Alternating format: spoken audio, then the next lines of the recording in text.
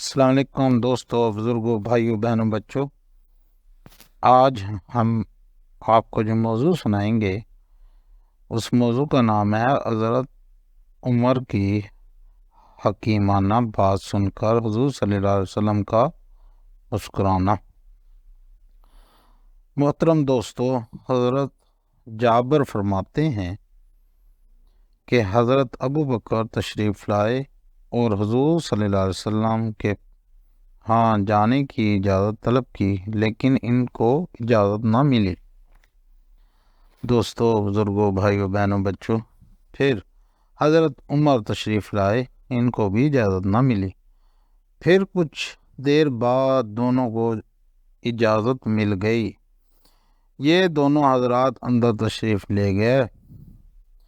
حضور صلی اللہ علیہ وسلم تشریف فرما تھے۔ آپ صلی اللہ علیہ وسلم کے ارد گرد آپ کی بیویاں جمع تھیں اور حضور صلی اللہ علیہ وسلم خاموش تھے۔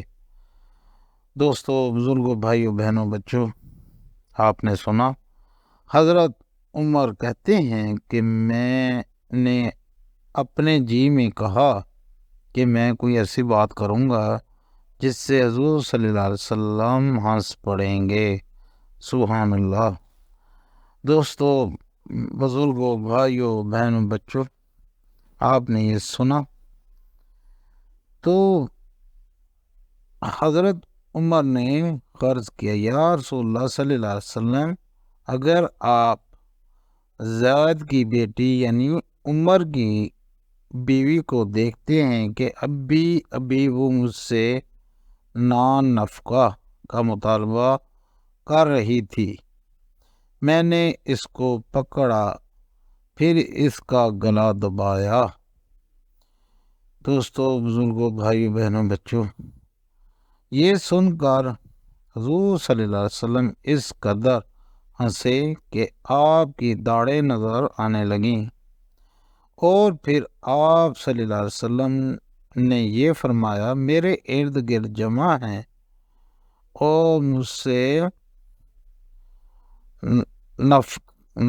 نفقے کا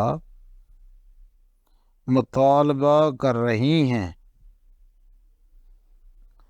دوستو، بزرگوں، بھائیوں، بہنوں، بچوں، نان نفقہ کا مطالبہ نبی پاک صلی اللہ علیہ وسلم کی بیویوں نے بھی کیا۔ دوستو، بزرگوں، بھائیوں، بہنوں، بچوں، یہ سن کر حضور ابو بکر رضی اللہ تعالی عنہ اور حضرت عائشہ کی طرف لپکے تاکہ ان کو ماریں، اور حضرت عمر حضرت حفصہ کی طرف لپکے کہ ان کو ماریں، اور یہ دونوں یہ کہہ رہے تھے، کیا تم حضور صلی اللہ علیہ وسلم سے ان چیزوں کا مطالبہ کرتی ہو جو آپ کے پاس نہیں؟ دوستو، بزرگوں، بھائیوں، بہنوں، بچوں، آپ نے سنا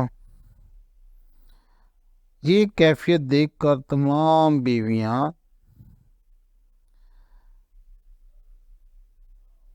نے کہا، اس مجلس کے بعد ہم حضور صلی اللہ علیہ وسلم سے کسی ایسی چیز کا مطالبہ نہیں کریں گی جو آپ صلی اللہ علیہ وسلم کے پاس نہ ہو۔ دوستو، بزرگوں، بھائیوں، بہنوں، بچوں، ہم نے آج آپ کو موضوع سنایا حضرت عمر کی حکیمانہ بات سن کر حضور صلی اللہ علیہ وسلم کا مسکرانا۔ اگر آپ کو ہمارا موضوع اچھا لگا ہو تو لائک اور شیئر ضرور کیجیے گا۔ اللہ حافظ۔